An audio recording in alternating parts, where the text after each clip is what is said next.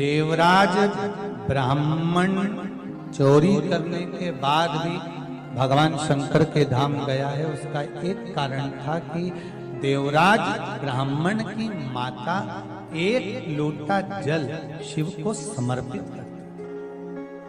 कितना जल? जम के बोलिए जरा। एक लोटा। और आप सबको कहूंगा, शिव मंदिर में प्रतिदिन एक लोटा पानी, एक लोटा जल अवश्य अवश्य चढ़ाना।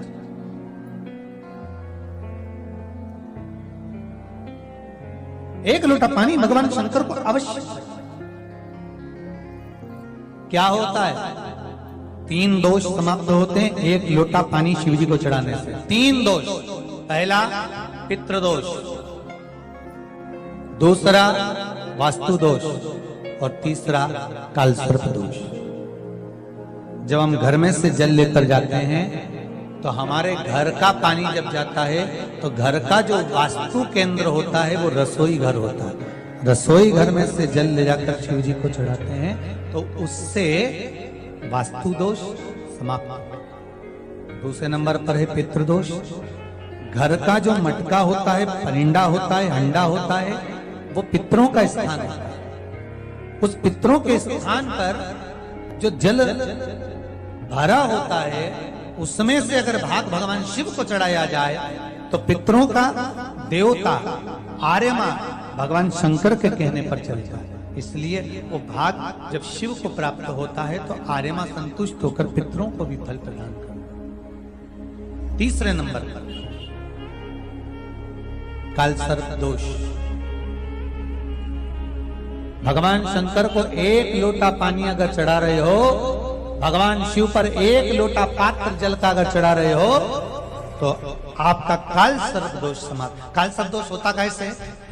शंकर भगवान का चढ़ा हुआ जल तुलसी जी में चढ़ाने से पत्रिका में कालसर्प दोष हो जाता है। जैसे माँ जो होती है ना, घर की जो माँ होती है, अगर गर्भ में बच्चा है, गर्भ में संतान है और वो शिव जी पर अगर एक लोटा पानी जैसे शंकर जी पर जल चढ़ाया, थाली में सारे भगवान को निला लिया, गणेश जी, देवी जी, शंकर जी, सारे देवताओं को एक ही थाली में रखकर स्नान कराकर वो शंकर का चढ़ा हुआ जल जब चढ़ाया जाता है तुलसी जी में ले जाकर लोग डाल देते हैं, उससे जो बच्चा जन्म लेता है उस बच्चे की पत्रिका में कालसर्प दोष आ जाता है।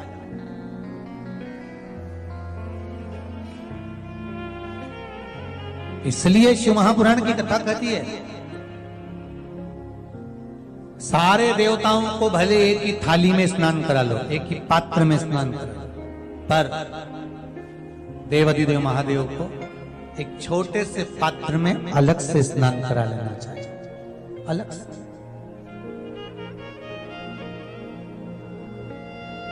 और उस पात्र का जल शिव जी को समर्पित करा हुआ जल तुलसी जी में नहीं डालना। तुम्हारे घर में जो पौधा हो आप उसको उसमें समर्पित कर। जैसे बेलपत्री चढ़ाने के बाद जल चढ़ाना या जल चढ़ाकर बेलपत्र चढ़ाना। एक पत्र है, बड़ा सुंदर है, छोटा सा भाव, प्रश्न अच्छा है, आप सबके हित का।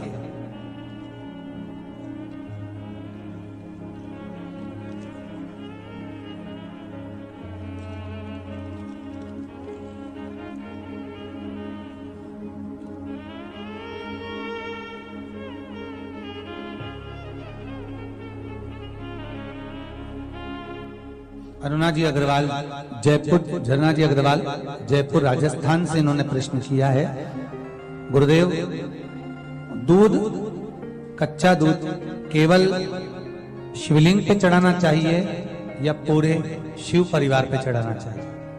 प्रश्न अच्छा है। और शिव महापुराण की कथा रुद्राक्ष उत्सव चल रहा है तो आप उसको समझें। दूध केवल शिवलिंग पे चढ़ाना चाहिए या जो शिवलिंग के आसपास में सभी परिवार विराजमान होता है उस पे भी चढ़ाना चाहिए? अगर लिंग पुराण आप उठाकर देखेंगे तो लिंग पुराण में एक बड़ा सुंदर संवाद आता है जिसमें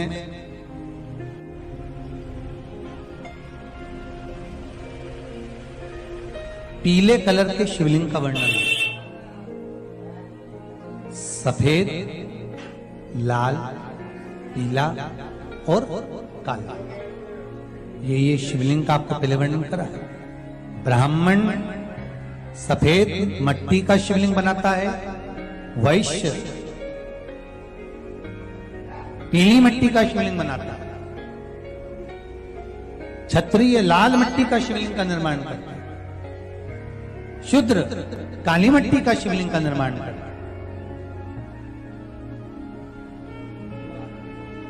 काली मिट्टी के शिवलिंग का निर्माण करता है। ये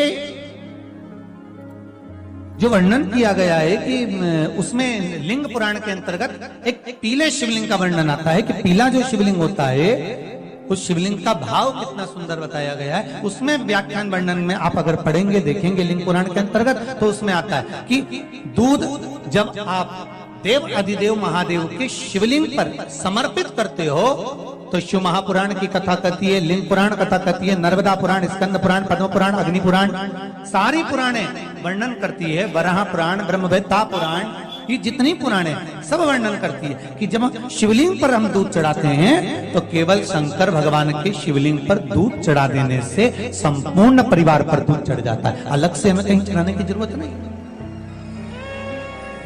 अलग से हमें कहीं दूध ले जाकर चढ़ाने की जरूरत नहीं कि हमें गणेश जी को अलग से चढ़ाना पड़ेगा, देवी जी को अलग से चढ़ाना पड़ेगा, कार्तिकेय जी को अलग से चढ़ाना पड़ेगा या नंदी को अलग से चढ़ाना पड़ेगा। तो जो प्रश्न करा है धना जी अग्रवाल जी ने, जयपुर राजस्थान से हैं, सुंदर प्रश्न करा है। और ये आपको ज्ञात होना चाहिए कि शंकर भगवान पर चढ़ाया गया थोड़ा सा भी दूध जल जो हम भगवान शिव को समर्पित कर रहे हैं वो केवल शिव के लिए नहीं रहता, केवल भगवान शंकर के लिए नहीं है, वो स्वयं 33 कोटि देवताओं को समर्पित हो जाएगा, स्वयं 33 कोटि देवताओं को पहुंच जाएगा।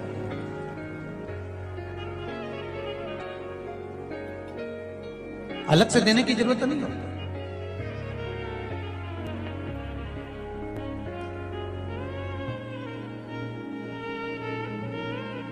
महाराज एक लोटा पानी, बेलपत्री आप शिवलिंग पर पहले चढ़ा रहे हैं, उसके बाद जल चढ़ा रहे हैं। दूसरा, जल चढ़ाने के बाद बेलपत्र चढ़ा रहे हैं। ये दो अलग अलग क्रम है शंकर भगवान की पूजन के। आप समझ लीजिएगा जरा, ये प्रसंग कभी नहीं आया, आज आया है तो उसको समझ।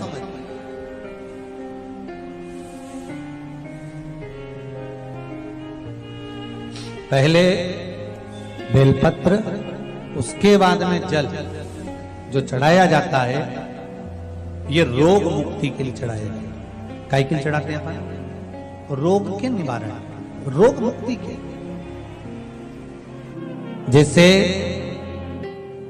कोरोना महामारी के अंतर्गत अपन सबने स्मरण किया ऑनलाइन शिव महापुराण में कि एक वर्णन किया था कि अगर ज्यादा स्वास्थ्य गड़बड़ हो रहा है तो एक लोटा दूध था और एक लोटा पानी बेलपत्र रखकर फिर चढ़ाने का उस समय पर वर्णन किया था। आप लोगों ने, कई लोगों ने उसको किया और उसका लाभ आपको मिला। उसी तरह आप शिव मंदिर में जाकर दर्शन करेंगे तो दो चीजें अपने को दर्शन करने को मिलेगी। एक, भक्त आता है शंकर जी के मंदिर में, लोग भाव से पहुंचते हैं तो पहले वो क्या करते हैं, पहले बेलपत्री चढ़ा देते हैं फिर जल चढ़ा देते हैं। और एक भक्त जो शिव मंदिर में पहुंचता है पहले जल चढ़ाता है फिर बेलपत्र चढ़ाता है। दोनों का अलग अलग क्रम है, दोनों का अलग अलग भाव वर्णन है। पहला, अगर बेलपत्र चढ़ाया है और उसके बाद अगर शंकर भगवान पे जल चढ़ा रहे हो तो ये रोग मुक्ति के लिए होता है। जैसे बड़े रोग किसी को हो जाए, रोग किसी को घेर ले तो वो बेलपत्री चढ़ाने के बाद फिर जल चढ़ाएगा तो उसको रोग थम जाएगा और फिर वो रोग आगे नहीं बढ़ेगा, आगे नहीं बढ़ेगा। रोगों को थामने के लिए बेलपत्री पहले फिर जल। और जब कुछ कार्य के लिए आप, सिद्धता के लिए आप, अच्छे कार्य के लिए आप, मन की प्रसन्नता के लिए, आनंदता के लिए आप शिव आराधना कर रहे हो, आप शंकर की आराधना कर रहे हो, तो आप जल चढ़ाकर फिर बेलपत्री चढ़ाओ, उसका लाभ आनंद लो। आपने जल चढ़ाया, उसके बाद बेलपत्री चढ़ाई।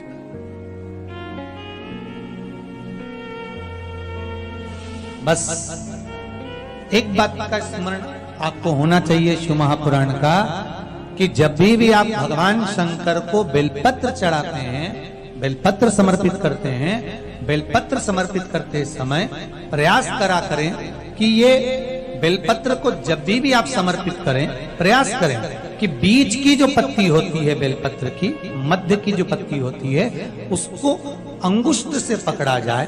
उसके बाद में आप फिर बेलपत्री को शिव पर समर्पित करें, प्रयास करें। बेलपत्र जो हम भगवान शंकर को समर्पित करते हैं, उसका मध्य जो भाग होता है, बेलपत्री का जो 3 देवताओं का मध्य जो भाग होता है, उसको पकड़कर बेलपत्री को शिव को समर्पित करना चाहिए। पूर्व की कथाओं में यह भी वर्णन किया है कि बेलपत्री की डंडी का मुख कहां होना चाहिए। पूर्व की कथाओं में यह भी बताया गया है कि बेलपत्री की तीनों डंडियों के बीच में, तीनों पत्तियों के बीच में जो खाली जगह होती है, डंडी होती है, उसका क्या महत्व है, ये पूर्व की कथा में पहले बता चुके। पर आज जो क्रम चल रहा है कथा का, उसमें अपन जो समझ रहे हैं वो ये होना चाहिए कि आप किस कामना से जल चढ़ा रहे हैं, आपके जल चढ़ाने का क्रम क्या है। अगर आप रोग मुक्ति के लिए चढ़ा रहे हैं तो पहले बेलपत्र चढ़ेगी, फिर जल चढ़ेगा। आप कार्य सिद्धि के लिए चढ़ा रहे हैं, पहले जल चढ़ेगा, फिर बेलपत्र चढ़ेगी। और यदि कोई विशेष कार्य है आपका, जो आपको भगवान शंकर से जाकर कहना है, कोई विशेष कार्य, जैसे ब्रह्मलोक में ब्रह्मा है, वैकुंठ में भगवान विष्णु है, पर संसार सागर में, ब्रह्मांड में, मृत्यु लोक में अगर कोई देव है तो वो देव अधिदेव महादेव, वो देव अधिदेव महादेव, दूसरा नहीं।